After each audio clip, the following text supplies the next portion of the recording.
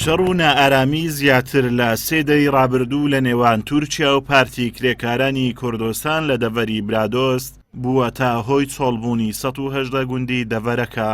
ئەو نائارامیش تا ئێستا بەردەوامە و گوندەکانی سەرسنوور ناتوانن بە شێوەیەکی ئاسایی ئاژەڵەکانیان ببەنە کوێستانەکان و ناتوانن درێژە بەکاری کشت و کاڵیان بدەن.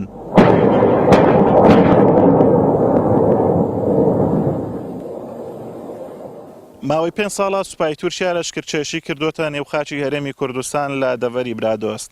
لە ئێستادا بە درێژایی 55 کیلۆمەتر و بە قوڵایی 30 کیلۆمەتر لە نێوخاچی هەرێمی کوردستان لە دەڤەری برادۆست ڕۆژانە چالاکی دژی پارتی کرێکارانی کوردستان پەکەکە ئەنجام دەدات.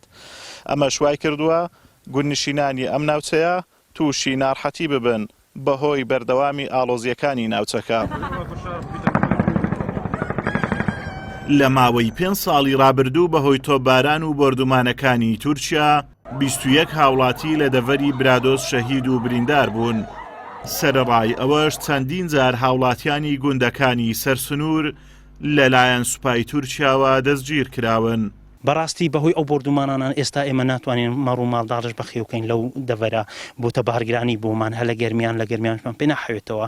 لە تویستانەکانش دەبینی ڕۆژانە تۆباران و تیارە لێ ئەدات و بەخۆ چەند ڕۆژێک پێش ئێستا هەندە خەڵکی ئێمە چۆ بۆ لای شەچی و یعنی ڕۆژانە تقریبا تەقەی هەڕەمەکی ئەکرێ لەو هاوڵاتیانە.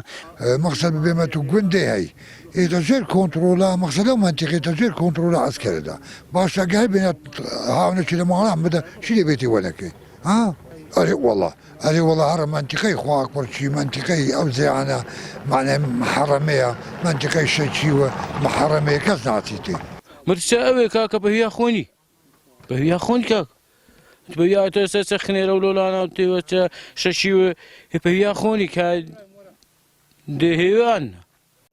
بۆ بەدواداچوون لەبارەی زیانەکانی تۆباران و بۆردومانەکانی دەڤەری برادۆست پەیام سەردانی ناحیەی سیدەکانی کرد، بەڵام بەڕێوەبەری ناحیە بە بیانووی نەبوونی کات لێدوانی بۆ پەیام نەدام.